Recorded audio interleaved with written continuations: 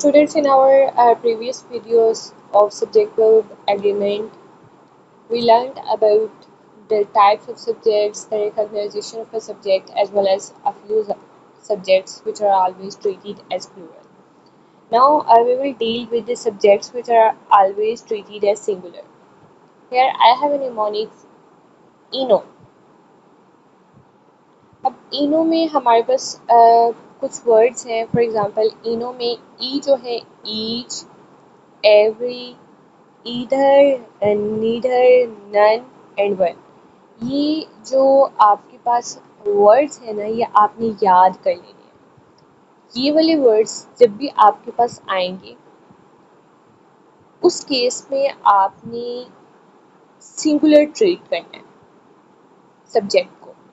अब यहाँ पे देखिए, अगर हम ये सेंटेंस देखते हैं, neither of the two sisters is doing her work.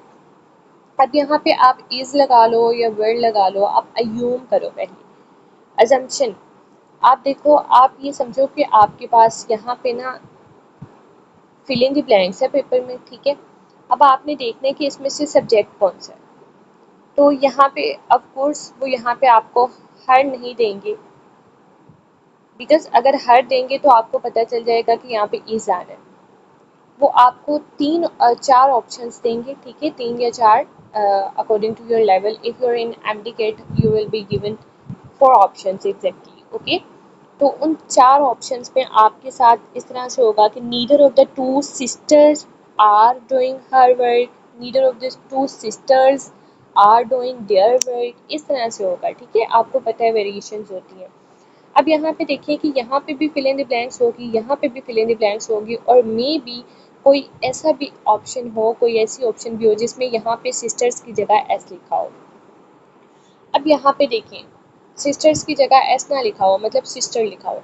अब यहाँ पे देखिए, टू की वजह से यहाँ पे तो सिस्टर्स आएगा ही, मतलब ये. अब हमने देखना है इसमें से सब्जेक्ट कौन सा है. अगर मैं देखती हूँ यहाँ पे इज या वर्क को एज्यूम करके मैं देखूँ, who is doing her work, who is doing her work, तो यहाँ पे हु का जो आंसर है वो कौन दे रहा है, कौन वर्क कर रहा है.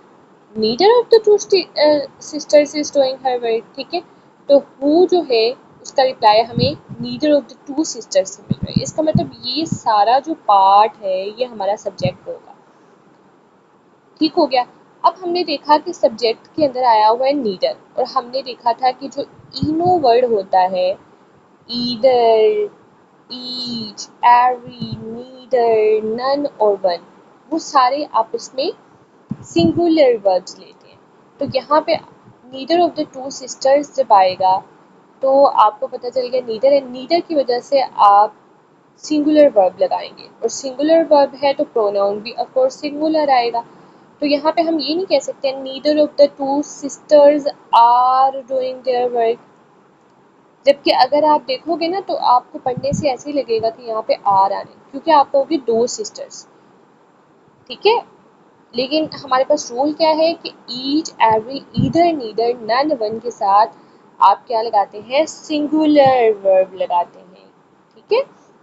इसके अलावा इनो के अलावा एक हमारे पास केस है मैनी आ का. अब ये जो मैनी आ है ना, एक आपके पास फ्रेज होता है मैनी आ, एक होता है आ मैनी. अब आपने इसमें से सिंगुलर किसको ट्रीट करना है और प्लूरल किसको ट्रीट करना है.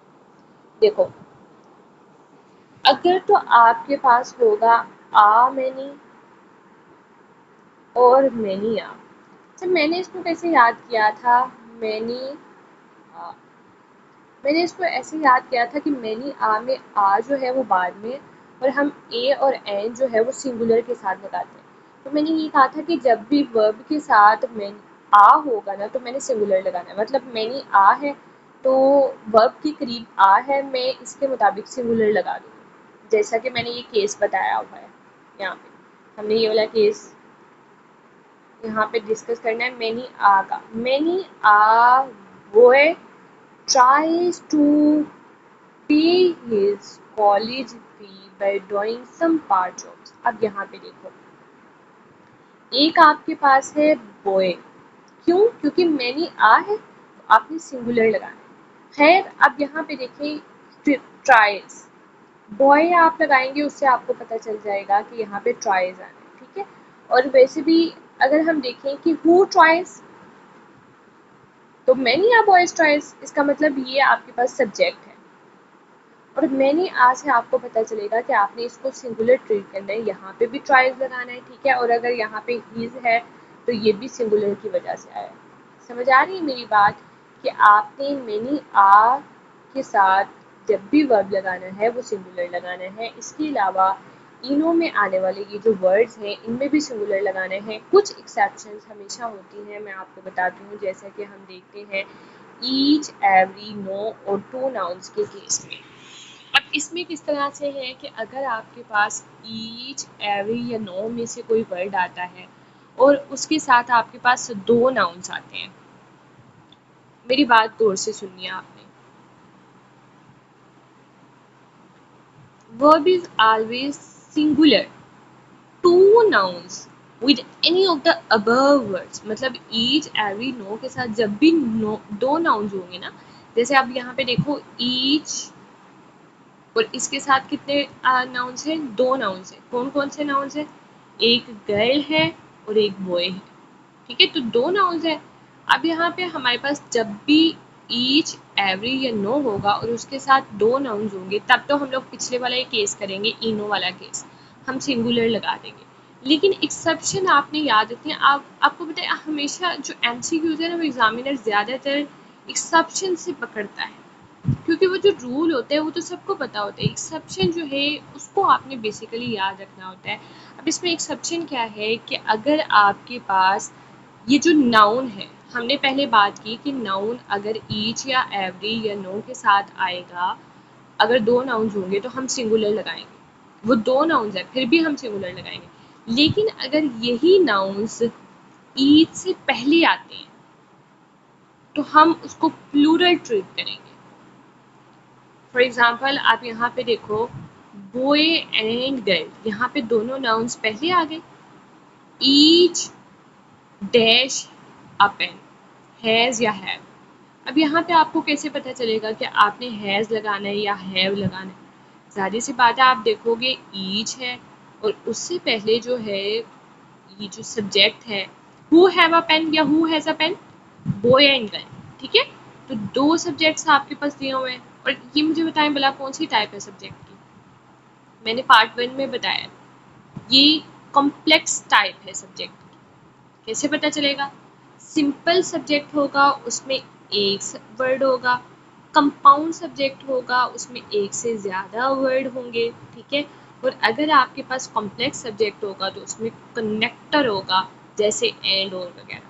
तो यहाँ पे हमारे पास कनेक्टर है इसलिए ये कॉम्प्लेक्स सब्जेक्ट है। खैर हम लोग यहाँ पे बात कर रहे हैं कि अगर ईच, एवरी या नो जो है उनके साथ दो नाउन्स हों हम उनको सिंगुलर ट्रीट करते हैं। लेकिन अगर दो नाउन्स या फिर अगर नाउन्स ईच से पहले आ जाए तो उसको हमेशा प्लूरल ट्रीट करेंगे। ये एक्सेप्शन है, ये आपने याद रखनी है, ठीक है।